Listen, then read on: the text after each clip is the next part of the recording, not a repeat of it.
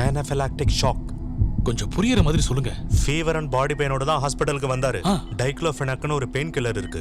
அந்த புது டாக்டர் மஸ்குலர்ல கொடுக்க வேண்டியதை மாத்தி ஐவில கொடுத்துட்டான். அதுவும் டெஸ்ட் டோஸ் கூட பண்ணாம. அப்படின்னா தசையில போட வேண்டிய இன்ஜெக்ஷன் நரம்புல போட்டா இப்படிதான் ஆகும். எம்பிபிஎஸ் கூட பாஸ் ஆகாம ஜெனரல் பிராக்டிஸ் வர பசங்களை எந்த எக்ஸ்பீரியன்ஸும் இல்லாம வெறும்னு சம்பாதிக்கிறதுக்காக விட்டா இப்படிதான் நடக்கும். சரி, இப்ப என்னதாங்க பண்றது? என்ன கேட்டா நான் என்ன பண்ண முடியும்? அது இந்த வாத்துக்கு ஒரு நோய் வருமே, அது பேர் என்ன சொல்லுவாங்க? H5N1. பறவை காய்ச்சல். அது போதும்.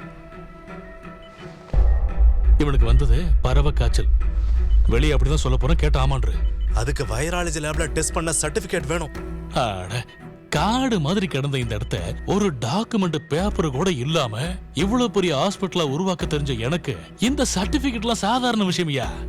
கேளு, பறவை காய்ச்சல் வந்து இவன் செத்துட்டான்னு ஊர் ஜனங்களுக்கு தெரிஞ்சாதான் அவங்க எல்லாம் பயந்து நடுங்குவாங்க. அந்த பயம் தான் நமக்கு மூலதனா. புரிஞ்சுதா?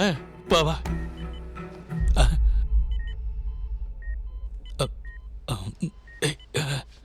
பயப்படாதீங்க, அன்கான்சியஸா தான் இருக்காரு. நல்ல வேலை. இல்லனா இவனுக்கும் ஏதாவது விஷ ஊசி போட்டு கொல்ற மாதிரி சூழ்நிலை வந்துடும். எவ்வளவு பேர் தான் சமாளிக்கிறது? சரி, நீ வா.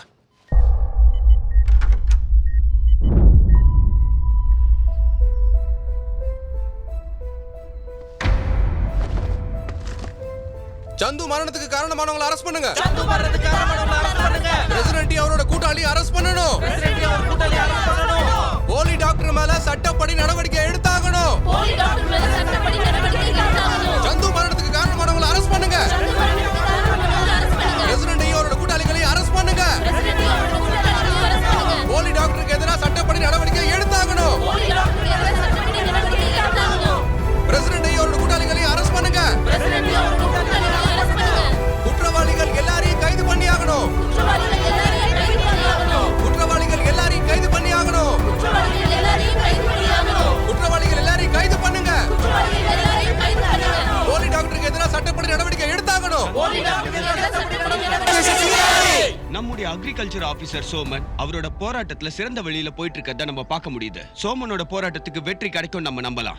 ஜார்ஜ் தாமஸ்ங்கிற சாட்சி மூலமா ஆரம்பிக்கப்பட்ட இந்த கேஸ் மேலும் சில ஆதாரங்கள் கிடைச்சிருக்கிறதுனால உடனடி நடவடிக்கை எடுப்பாங்கன்னு எதிர்பார்க்கப்படுது. சாதாரண பறவை காய்ச்சலால சந்து இறந்துட்டாருன்னு சொல்லப்பட்ட இந்த கேஸ் இப்ப அக்ரிகல்ச்சர் ஆபீசரான சோமன் என்ன கண்டுபிடிச்சிருக்காருன்னா, சந்து பறவை காய்ச்சல்னால இறக்கல, ஹாஸ்பிட்டலோட அலட்சிய போக்குனாலதான் இறந்திருக்காருன்னு இப்ப தெரிய வந்திருக்கு. இதுக்கு முக்கியமான காரணம் யாருன்னு பாத்தீங்கன்னா நம்ம பிரசிடென்ட் தான். மேலும் விசாரணையில் போலி டாக்டரும் இதற்கு காரணம் என்று அறியப்படுகிறது. மேலும் கேஸ ஸ்ட்ராங் ஆக்கிறதுக்கு தான் ஜார்ஜ் தாமஸும் சோமனும் போலீஸ் ஸ்டேஷன் வரைக்கும் வந்திருக்காங்க.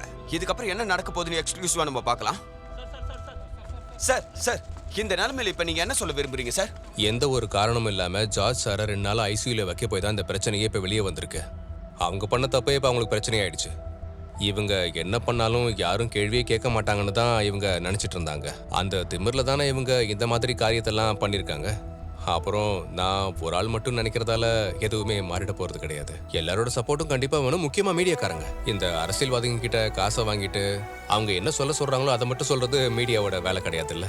நம்ம அநியாயத்தை எங்க பார்த்தாலும் சரி, நம்ம ஜாதியோ மதமோ அவன் ஏழையா இல்ல பணக்காரனான்னு எதையுமே பார்க்காம நியாயத்தை தட்டி கேட்கறதுக்கு முன்னாடி வரணும். எஸ்பெஷலி மீடியாக்காரங்க நீங்க.